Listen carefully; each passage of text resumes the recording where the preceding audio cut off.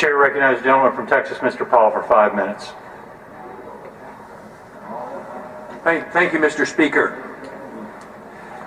Mr. Speaker, I rise today to introduce a very simple piece of legislation to repeal the infamous Section 1021 of the National Defense Authorization Act, quietly signed into law by the President on New Year's Day. What a way to usher in the new year. Section 1021 essentially codifies into law the very dubious claim of presidential authority under 2001 authorization for the use of military force to indefinitely detain American citizens without access to legal representation or due process of law. Section 1021 provides for the possibility of the U.S. military acting as a kind of police force on U.S. soil, apprehending terror suspects, including Americans, and whisking them off to an undisclosed location indefinitely. No right to attorney, no right to trial, no day in court. This is precisely the kind of egregious distortion of justice that Americans have always ridiculed in so many dictatorships overseas. A great man named Solzhenitsyn became the hero of so many of us when he exposed the Soviet Union's extensive Gulag system. Is this really the kind of a United States we want to create in name of fighting terrorism?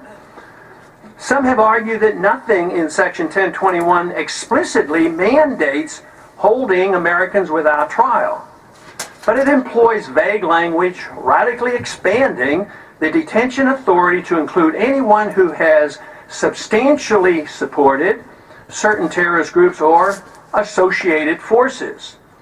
No one has defined what those terms mean. What is an associated force?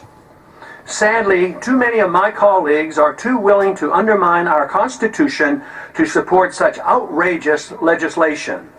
One senator even said about American citizens being picked up under this section of the NDAA, quote, "When they say, 'I want a lawyer,' you tell them, 'Shut up. You don't get a lawyer,'" close quote. Is this acceptable in someone who has taken an oath to uphold the Constitution?